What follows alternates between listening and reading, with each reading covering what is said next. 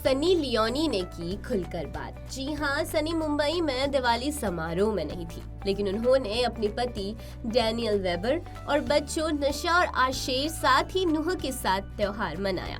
उन्होंने निशा का बर्थडे भी सेलिब्रेट किया और बच्चों के साथ मस्ती की। हाल ही में हुई एक बातचीत में उन्होंने कहा, मैं वर्तमान में स्प्लिट्सविला की शूटिंग कर रही हूँ, इसलिए मैं शहर में किसी भी दिवाली और उत्सव समारोह में शामिल नहीं हो सकी, लेकिन मुझे अपनी बेटी के जन्मदिन के लिए टाइम निकालने और अपने बच्चों और पति के साथ दिवाली मनाने में सक्षम होने पर खुशी हुई। जिस तरह की बिजी लाइफ में मैं और मेरे पति हैं, सबसे अच्छी चीज ये है कि हम एक दूसरे को जो दे सकते हैं वो ये है कि हमारे बच्चों को हमारा समय। मुझे खुशी है हम त्योहारों के दौरान ऐसा कर पाए जो अभी बीत गया। वहीं निकट भविष्य में उनके फैंस के लिए उन्हें एक के बाद एक साउथ इंडियन फिल्मों में महत्वपूर्ण भूमिका निभाते देखना सुखद आश्चर्य की तरह लग सकता है। लेकिन सनी अब भी इस बात से जूझ रही हैं कि यहाँ तक कैसे पहुंची। बिग बॉस और जिस्म 2 के साथ भारत में शो बिजनेस में अपने करियर की शुरुआत करने वाली एक्ट्रेस को हाल ही में पूरे भारत में रिलीज हुई तेलुगु फिल्म गिना में देखा गया। इस बारे में वे कहती है, गिना अभी रिलीज हुई और उम्मीद है कि लोग इसे पसंद करेंगे। लंबे समय से मेरी कोई फिल्म रिलीज नहीं हुई है।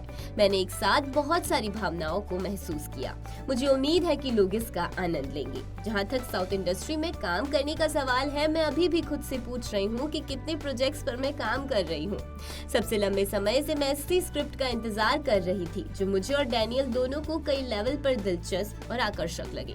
पिछले कुछ सालों में मैंने जिन प्रोजेक्ट्स पर काम किया वे एक दूसरे से अलग हैं और यह सबसे रोमांचक हिस्सा है। मैंने एक तमिल फिल्म में शूट किए गए पहले गाने से साउथ इंडस्ट्री में काम किया। मुझे वहाँ जिस तरह का प्यार मिला वह अद्भुत है।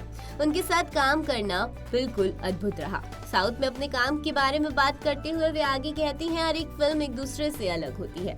मेरे कुछ किरदार ग्लैमरस है तो कुछ को पूरी तरह से कम करके आंका गया। मैंने स्पेक्ट्रम के माध्यम से जाने का आनंद लिया और यही कहानी के बारे में है। मुझे खुशी है कि मुझे अच्छी चीजों की पेशकश की गई। साउथ इंडस्ट्री को सालों से जानने के बाद उनके साथ बड़े पैमाने पर काम करना कोई सांस्कृतिक झटका नहीं था। बेशक मैं उनकी हर बात तुरंत समझ नहीं पाती, लेकिन धीरे धीरे चीजों को फॉलो करती हूँ। खैर, इस खबर में तो बस इतना ही। सनी की ये खबर आपको कैसी लगी हमें कमेंट सेक्शन में जरूर बताइएगा। साथ ही बॉलीवुड और टीवी की दुनिया से जुड़ी हुई ऐसी खबरों से अपडेटेड रहने के लिए बने रहिएगा OTT इंडिया के साथ। रग रग में हिंदुस्तान।